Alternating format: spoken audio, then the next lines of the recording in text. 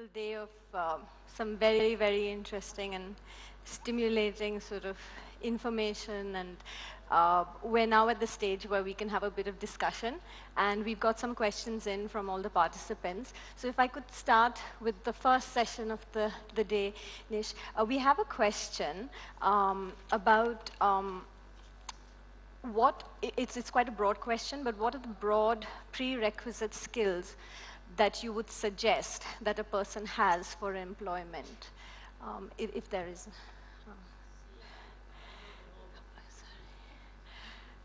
Hello, hello.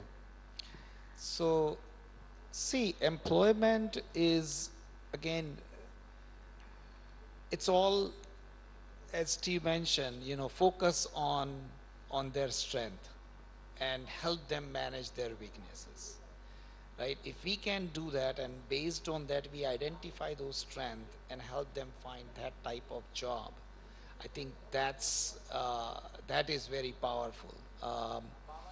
But I don't know if anybody else has a better explanation, but I'm not sure what type of, if there is any cookie cutter method of Sure.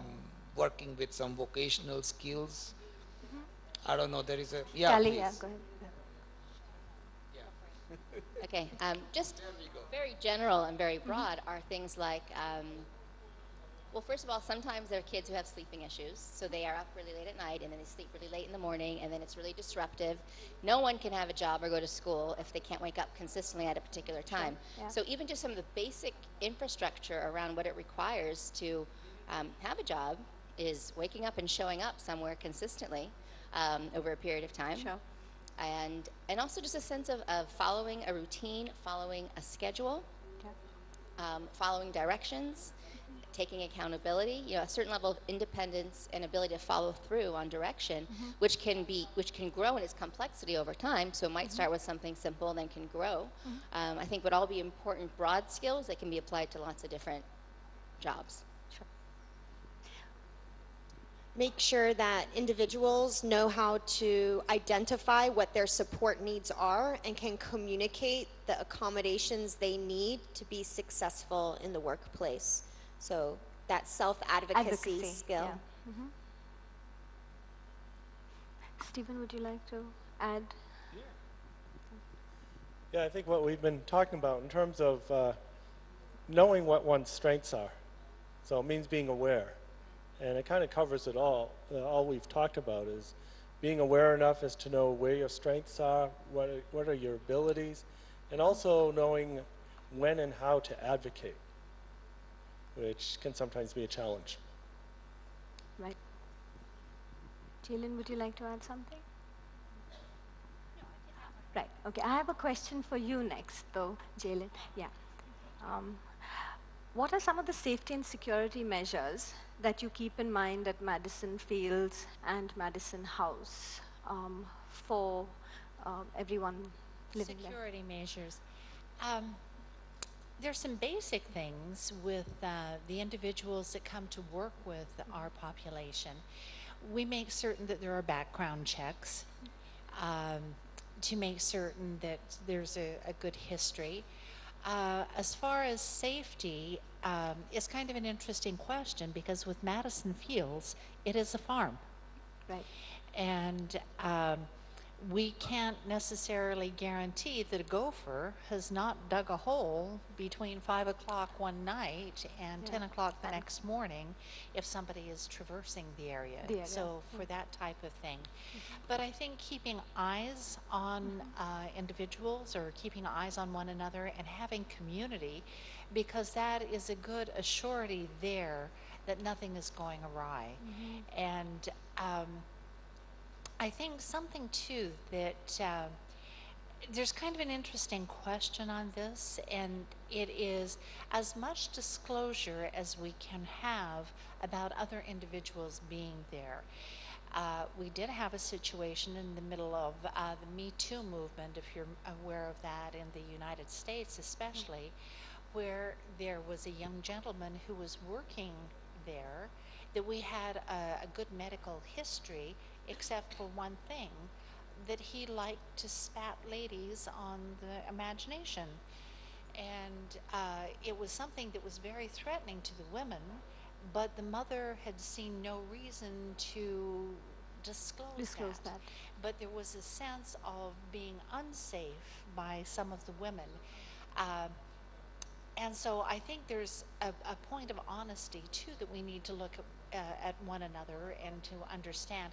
I think things could have been handled very differently had we had the adequate information earlier.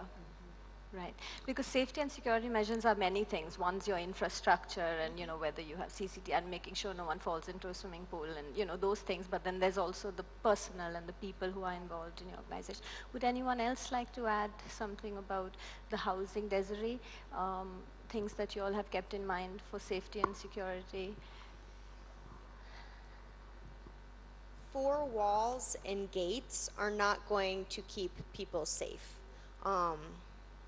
People keep people safe and people hurt people. And so the best thing we can do for security is make sure that the individual has other people who aren't paid staff that are also watching out for them, that there's many opportunities for many different eyes to be able to know the person well enough that if they're acting differently, even if they can't say that they have been hurt by someone, the fact that another person can recognize that this person is not acting the same and can try to investigate and see if something is going on, I think is the best way that we can ensure safety for people is through relationships. And then references. So if you're starting a program or a community, it's really important to ask for references for that individual, because if you just talk to the parents, you just get that one perspective. You know, ask for the teachers to give you their perspective on the individual's abilities, on their areas where they might need to strengthen. It's important to potentially get references for someone as well. And talk to the individual, of course, but sometimes that's not always the case. They can't always share vocally or with communication devices. Yeah. Nish, yes. For safety and security, there are some technology also out there which you know, you can always integrate as part of the tracking tool. And so I'm pretty sure in India also these are not too complicated technologies, so I'm pretty sure that exist in India. So what do they call the wrist trackers and things like that? So Yeah, right. Can I add something just to that point too? As we were watching the video today of the center that they're developing, which is so exciting and so magnificent, and I had a concern too with the water, because, you know, wandering and elopement and getting lost is really a significant challenge that really needs to be addressed in a very focused way. There are often kids who go missing for quite some time, and the highest number of deaths that happen as a result of that is through drowning. For some reason, there's a real draw towards water, even if it's shallow water. So I just wanted to raise that point, how important it is to really consider, even within the environment, is there a risk for things like drowning for kids who aren't aware of their environment, who could wander and get lost no matter how many people are watching them. Yeah. Right. Okay, right. Desiree, I'll come to you next. You mentioned the 5-minute non-negotiable chat towards the end of your sort of talk. There's a question here, which is a very long, it'll take ages to answer, but what are your top 10 do's and don'ts when you're keeping housing in mind? So, you know, even as many as you can think of, it's a long question. Top 10 do's and don'ts keeping housing in mind. Yeah, so 4 walls isn't going to protect people. You need to give people choices. You need to understand the different service delivery models, because that influences a person's life day to day. Training of your staff is huge. Those are the people that are going to be face to face with the individuals on the spectrum every single day. If your staff person doesn't treat you right, or you don't have a good connection with them, or they don't have the skills to be able to support you correctly, that is going to impact the quality of your life more than anything else. And presuming competence is really important. I think sometimes ceilings are put on people's capacity, which is unnecessary. So making sure that we're giving people the dignity of risk. That's a really important thing, dignity of risk, making sure that we're supporting them enough, but also giving them the chance to live their life as independently as they can. And sometimes that means people fail, but we all fail, right? That's how we learn, is to fail forward. And so creating the supportive environment where people can fail and then be able to learn from their mistakes is really important. And you don't have to do everything for someone on the autism spectrum. You know, they need to do as much as they can for themselves. It's important because that's just something of value and self-worth. And I think just for the future, really looking at technology and how technology can help with direct support staffing. Safety is a huge thing with the technology. And self-direction, helping people be able to direct their lives without a human being having to tell them what to do all the time. Right. All right. Please. Yeah, well, you got with self-direction, riffing off of that, it's important to involve the autistic person as much as possible in decisions that are made about their housing, and we can extend that to other aspects of life, education, employment, and whatever. So get to know the person and find a way for them to be meaningfully involved. Thank you. Stephen, if I could come to you next. There's a question for you. What, according to you, are a few of the changes in the community or other individuals that would have made life easier while you were growing up? Well, that's a big question. If they understood more about autism when I was growing up, if there was a strength-based model, and we're seeing more of that. Still a lot of deficit-based model thinking out there, a lot of can'ts and ceilings that we've talked about. However, we need to focus on what the autistic person can do. There was also no awareness of sensory issues at that time. Now we know a lot more about sensory issues. And also a sense that as we make lives better for autistic individuals, as we develop accommodations and strategies, they end up usually helping other people as well. So the whole person and whole community approach, like, so if you help the person with autism and you apply that to other people, it will benefit them as well. Is Right, that, yeah? exactly. Yeah, okay, wonderful. Tali, if I could come to you next. There's a question for you. How would you work on increasing self-esteem or emotional well-being of a non-verbal child, non-vocal child? It's a great question, and I'm going to talk about that for 30 minutes straight Lovely. tomorrow, so I'm going to save that. Okay. Whether it's verbal, nonverbal, the It's the strategies will same. still apply, Same. so I hope whoever asked that question will be Will there. be there. And if not, they can see the video, so I'll get more in depth about that tomorrow. Right. Could I come back to you, Nish? Because you work in the Indian context and everything about sort of vocational to adulthood, housing, employment is relatively a new area. It's developing now the world over, and especially it's very nascent stages over here. And we have such a huge sort of diverse lot of people. If there are certain things that you, with your experience in the Indian context and having worked with employment, would like to highlight, which setting up a big organization like the India Autism Center could keep in mind, and as well as everyone else who runs their own organizations, because both you and Jaylynn mentioned pilot programs, so starting small and building. So what would be your, and everyone's, please, if you could think about what would be your advice on how to start small and grow that? So, see, one of the benefit we have in India is the social culture, the society is very connected, okay. I remember when I was here, we used to, give our house keys to the neighbor, right? Yes. That was a very typical standard. Still done. There was only key in the house and one key, and we used to just, if I'm leaving, I will just leave the keys next door, and when my brother is there, he will pick it up. So that's a culture. And So that's not considered bothering. So that's how close the community is.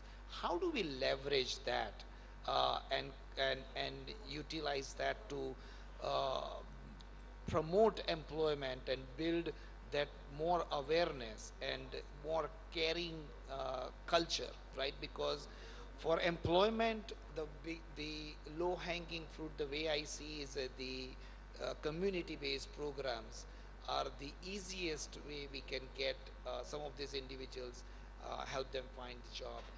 Working with corporation needs a lot more matured infrastructure, policies, procedures. Um, so in US, our focus is more on the contingent workforce, because some of the permanent placement, there are some mature programs, but that is something new. For India, the way I see it's the start with is more community-based programs. So, for example, if we can educate our neighbors, the neighborhood shopkeepers, and say, hey, we have these few individuals who will be looking for a job in next 3 to 6 months, and these are the kind of jobs they can do. How do we build that awareness, number one? And then number two is leverage technology, because I'm all about technology.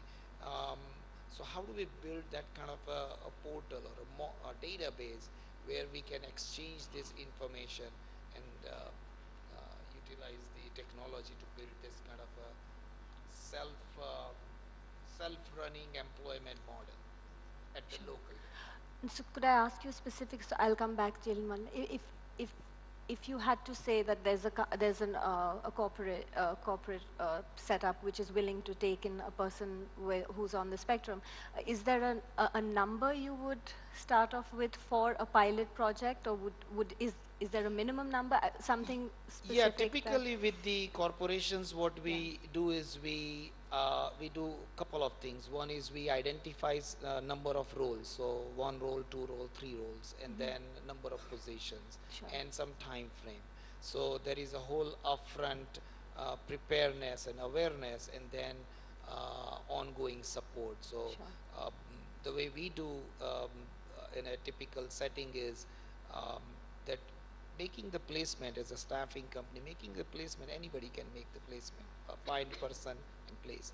But what we do a little different than a lot of other traditional awareness program is, I call this more laser focus awareness. So where we are placing the candidate, we are making sure that that that right culture is created, and not only just created, it's managed and maintained ongoing basis.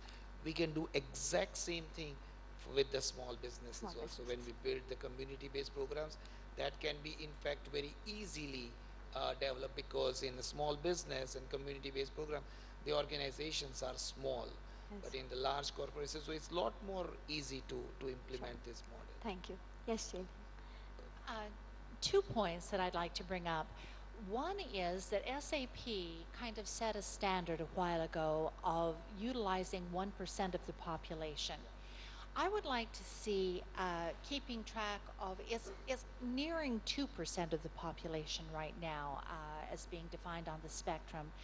If we could have employers, especially of various sizes, to take on that mandate and say that 2% of their workforce could be individuals that are on the spectrum or with intellectual disabilities, that would go a long way. But I would also like to turn to something that I have learned here in India and in Africa, in Central America, and many other places. And in a way, if there could be an adaptation, and perhaps what we're doing on our farm right now, because we are doing what we're calling pilot programs, that some of the industries are smaller programs. And part of our goal too is to take our 400 acres and in a way be a landlord.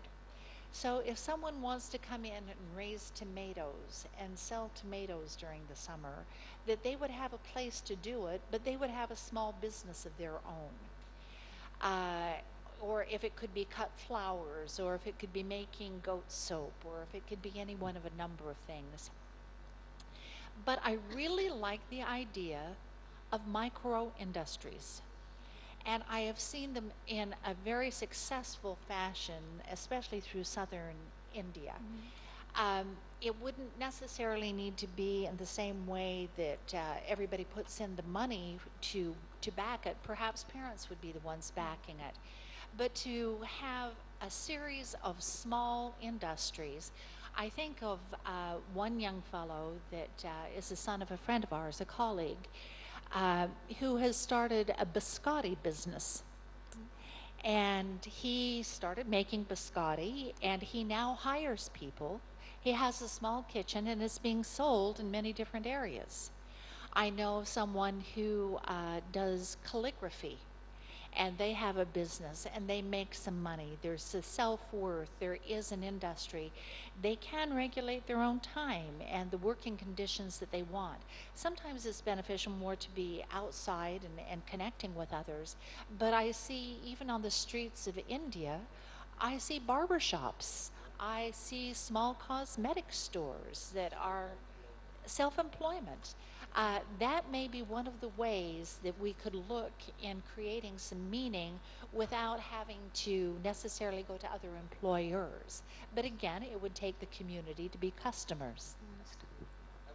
Yes, please.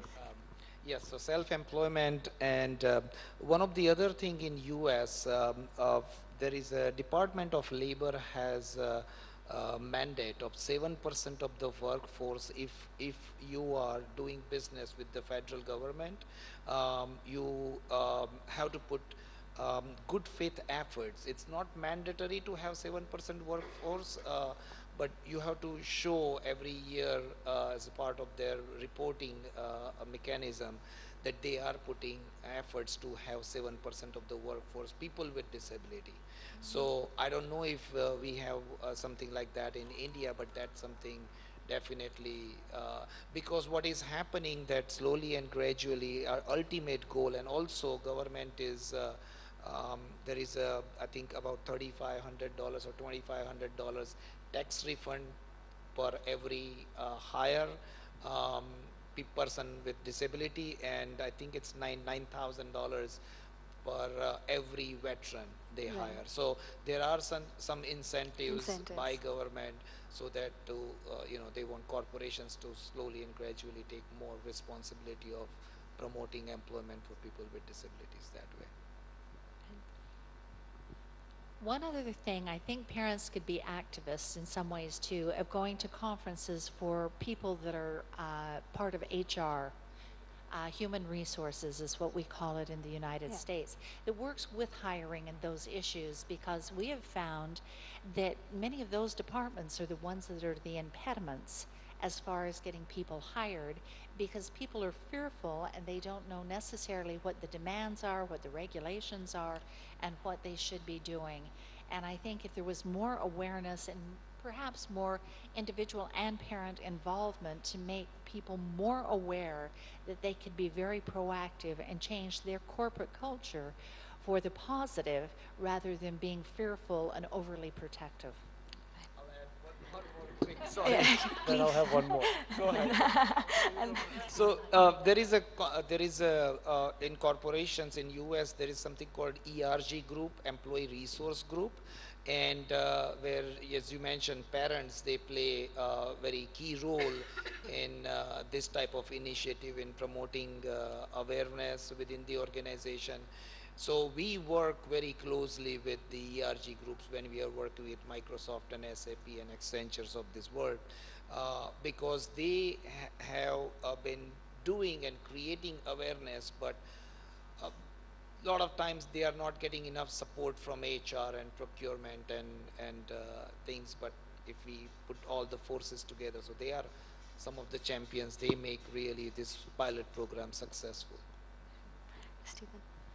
And it's important to look at the strengths and abilities of the individual. So why are we hiring autistic people?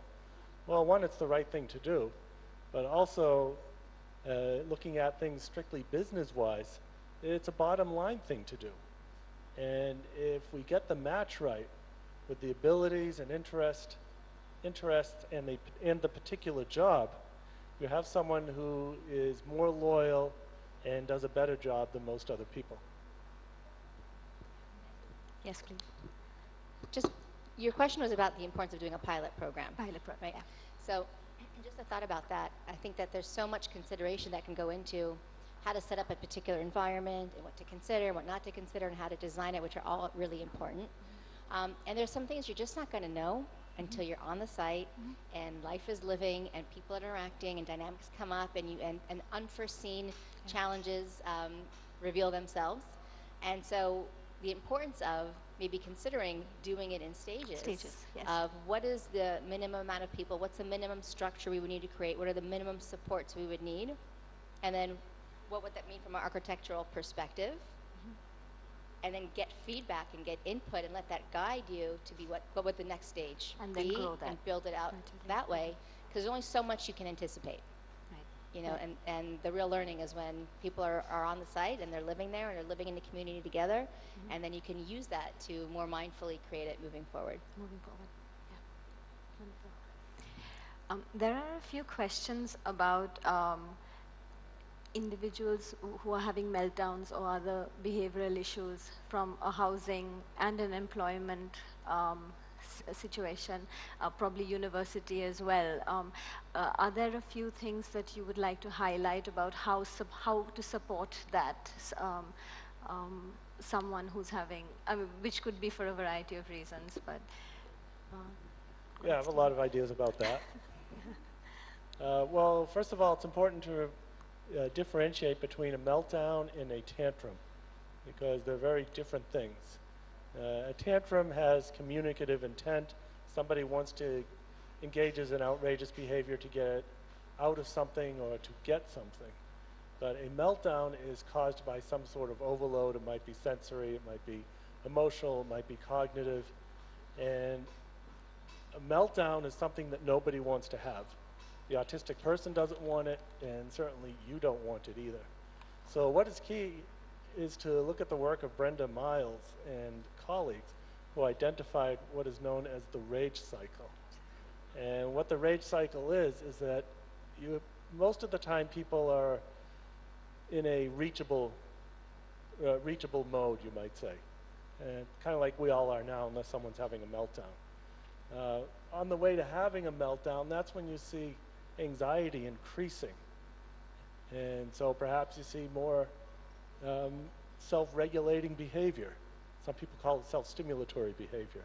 So you see more of that. You see somebody looking kind of nervous. You kind of get the sense that if you don't deal with it now, then Mount Vesuvius is going to blow. And that's called the rumbling stage. And it's a matter of determining what those rumbling types of behaviors are and catching it at that point before it devolves, you might say, into a meltdown. Because once a meltdown occurs, there's really nothing you can do except to make sure that everybody's safe and that objects are safe as well. So it's finding those behaviors, those situations that sort of trigger people into a meltdown.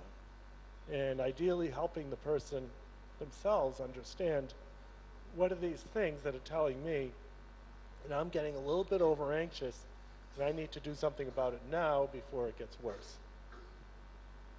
So along with the self-management, we have seen a couple of models where depend on so we serve a lot of life sciences customers, so they have a lot of regulated environment.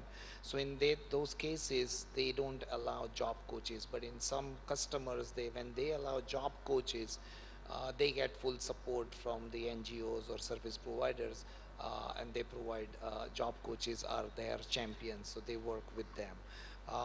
But a lot of times, where these individuals are more working on the tech side, they manage themselves. But one of the other thing which we have been doing is we have a whole part of the sourceable module, which is mentorship program. So before the person gets hired, we identify mentors, and in some cases mentors can be the employee resource group or parents group within the organization who understand the organization culture, the environment, and they become their champion and mentor. So for day-to-day activities, for any of their concerns, they work with them closely. Sure. Right. I would say if you're in an environment which is causing the meltdown because of sensory overload, remove the person when possible from that environment, or at least give them something to help them. So you can sometimes put like a coat on their body or over their head. You have to try to do your best to keep the person safe. But also, if it's possible if it's a child, right, remove the child from the situation and try to identify a space that isn't as overloading. And I mean, the best thing is prevention, right? Just like you said, Stephen, the best thing is prevention. You know, don't let it get to the meltdown point. But after the meltdown, I think it's also important that we think about, you don't want to shame the person for having the meltdown. A meltdown is not necessarily a choice. It is a biological response, and you wouldn't want to shame a person because of it. If anything, if they're ready to talk about it, then you can talk about it, so that next time maybe you can identify some triggers that they can, you know, be able to, or if you can identify with prompting using a number scale or the little face strip. I don't know if that's popular here in India, like, how do you feel? Look at this number in these faces. You know, but really just try to keep them safe, and afterwards, it's not a shameful activity. It just happens. One of the example we have seen for prevention, one of the corporation, they have an open space environment. So some of the individuals on the spectrum, they were having difficulties because of the noise, and so what they offered was part of the accommodation. They offered the noise cancelling headset. So now they have this one of those latest technology. So you can hear someone if somebody is talking to them, but they won't hear the all other noise. So those kind of things, it's more awareness, and then, you know, be creative, and it's constant. Right. Do we still have time? Oh, I didn't. All right. So one of the things is there are certain jobs that are sort of parents would like their children to aspire to, and then there are other jobs which people. It's a very culturally specific sort of thing where certain jobs are not considered very what a parent would want their child to aspire to, and there are things which are functional, part of our life skills, which a lot of which aren't considered. It doesn't have the dignity as, say, maybe other jobs and things. How have you all addressed that in your context of sort of housing? And I'd like to address that as a parent. I think we have a better outcome if we can remove our egos from our children. They are not extensions of us. We are privileged enough to be teachers and students of our children. And if we have been good enough students, we understand what their desires, what their abilities and capabilities happen to be. And if they are comfortable and have a good self-identity, that to me is a tremendous gift. It's not whether my son is a doctor or an attorney or a scientist. Those are all lovely positions, but they're very highly overrated in some ways. If somebody gets up in the morning and the thing that they like is cleaning a kitchen, go for it. Let that be their point of pride, and to be the best person that has ever been in that kitchen to maintain it, or whatever that might be. So remove one's ego from what those aspirations are. I 100% agree with you. And culturally, you know, who can play a role? Professionals. You know, we all talk about parents training. This is part of the training. If we make sure that we establish the expectations with parents in a right way, we as in professionals working with parents and the individuals, I think that might help, because parents, I can see it, the culture here is But I think professionals can at least help. Play a role. And yeah, that's the only way it's possible. Stephen, there's a question for you. What is your opinion on the individual first language, autistic individual or individual with autism? That is, there's a lot of conversation about that. And I think what we need to do is we need to ask the person on the autism spectrum. And that's exactly what I did. I'd say about maybe 12 or 15 years ago, I noticed that there were a lot of autistic people referring to themselves as autistic people. And what a strange thing to be doing when we should be recognizing the humanity of the individual, maybe who has something. Or are they onto something? Well, I took this question to a group of about 100 people on the autism spectrum at an autism conference. And there were some very interesting rationales for both. So some people said autism is part of who we are. If you could remove the autism, we'd be somebody else. It colors everything we do. It's not all we are, but it's part of what we are. So in some way, these people are saying autism is part of the human condition. And we can look at autism as an expression of the diversity of the human gene pool if we follow that line of thinking. Another person said, well, autism isn't something that we can put into a bag. You check it at the desk on the way into the hotel, and then before you leave, hopefully you don't forget to take it home with you. If there's nothing shameful about being autistic, then why do you need to hide behind person first language? We don't talk about people with Indianism, for example. We just have Indian people. So why not do the same with autism? And then there were people who were in favor of person first language. And they talked about recognizing the individual humanity first, who happened to have autism or whatever it might be. So then we voted. And the vote came down to about 80% in favor of identity first language, autistic person. And so our proclamation was, most of us prefer identity first language, although there are some who prefer person first. So use what you want, don't get insulted if somebody uses the other one. And when in doubt, just ask the individual how they prefer to be referred to. So that said, I prefer identity first language. And what I do is I often mix up the two. As you were talking about language, we addressed this yesterday in a press conference. I think there's some terminology too in language. It's a little bit different part of the subject matter. But I think addressing people with respect, and I think there are some words that are very harsh, of someone is suffering from autism, somebody is afflicted. I think those are very detrimental words because it sounds like you are an object of sympathy rather than you are an individual worthy of respect. And if we utilize our language in such a way that we give respect, I think we also gain respect in the eyes of our children as well. Since we're talking about language, I'd like to encourage you also, it's very typical for people to say high functioning or low functioning. And honestly, it's not very helpful to say high functioning or low functioning, because if you say high functioning, then sometimes people overestimate the capabilities of someone and they're constantly failing because they're not meeting your expectations of what high functioning is.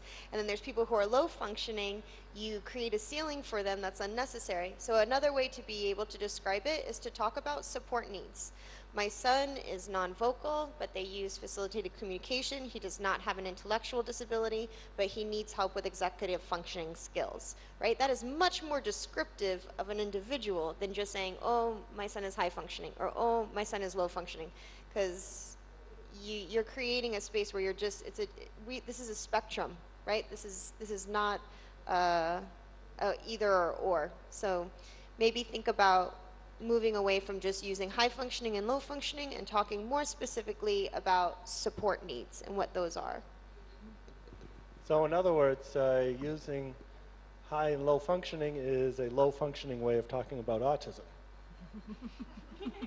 And we need to be much more descriptive, as you said. I know people who were considered as low functioning with room temperature or freezing temperature IQs, only to find out that once they got hooked up with an assistive communication device, they're just as smart as we are, maybe even smarter. Yeah. And then there are others who have ridiculous IQ scores like 160, 200, but this person is never going to be able to find employment the way we think about finding and keeping a job, because there's so many challenges with unwritten rules in the employment place. But that's also something that we need to work on, and we've talked some about that. And hopefully, we're working towards making the workplace a more friendly place for autistic individuals. Oops. You got something too? No, this Oh, okay. That was a good sneeze. That's good, yeah. And there is another question for Jaylynn and Desiree as well. In a residential sort of setting or housing setting, like Madison House, how would you deal with adolescent issues and puberty and growing sort of? So this is an interesting question because I don't know what's acceptable in India as responses to talk about this stuff, but we do a horrible job of talking about sexuality and the changes in one's body as if people with autism don't go through that hormonal change. I mean, they do. When people say, oh, my son is 30, but he really has a 3-year-old mind. I mean, does he? Does he have a 3-year-old mind for all things? Did he not go through all the hormonal changes that regular neurotypical people do? Yeah, they do. And so I think that, honestly, we have to do a much better job of educating, and that could include visuals. Yikes. Right? Really describing it using stories, so using scripting or stories. It's something that you have to talk about, because if you don't talk about it, and then a young woman doesn't know what's appropriate. If I'm on the autism spectrum and I am a young woman, I might not realize that a young man is touching me in an inappropriate way, talking to me in an inappropriate way. So we have to be able to educate them, and this is another layer of safety for that reason, so that they know what is appropriate and what is not appropriate, either for their own behavior for others or for others' behaviors on them. The other thing is that if you don't teach these things, and an individual, and typically a male, if they do cross a boundary, they could get into legal trouble. They can get beat up. It is something that you have to talk about. It's extremely uncomfortable, but to just not say anything, I think is a challenge. And it should happen young. It should happen before they're going through it, so that they can expect it. Sure. And in a housing sort of setup, what would be your sort of safety policies regarding, say, abuse? Is it Education. Education. Education. In the United States, it is not legal to say you cannot have a sexual relationship with someone. If you have a legal guardian, then you can create some barriers, but I think education is the biggest way that we can do that. And then the setting of the culture, having lots of eyes. In the US, people with autism are often taken advantage of because they're naive and they're lonely. And someone decides to tell them that, oh, I'm so in love with you, you're so wonderful, and they end up getting taken advantage of because they say, well, this is what people who are in love do, this is what they do. So I think, again, it's education, because to say that you're going to be co-ed means you're taking out the opportunity for a romantic relationship for some. Yeah. And at least in the US, it is standard to expect that people with autism want to have romantic relationships, and we need to be very aware of that and figure out how we can support that for the population. So what that means is, yeah, you said education, and that education has to start early. Yeah. It doesn't start at puberty, it doesn't start a few years before, but it starts as a young child with what I refer to as body literacy. What are the parts of your body? All of the parts. What are the formal names? What are the slang names that are used? What is appropriate or inappropriate touch, for example, as opposed to good and bad touch. I think more inappropriate or appropriate. And also being a safe person for that person to talk to. Well, when I saw the doctor touched me over here. Oh, well, that's something that doctors have to do as part of their examination. Oh, but they did this or that. Well, maybe a doctor shouldn't be doing that. So being able to talk to somebody about these things without fear of being yelled at or blamed or punished. Yes. Just to add, I think all those are really important points, is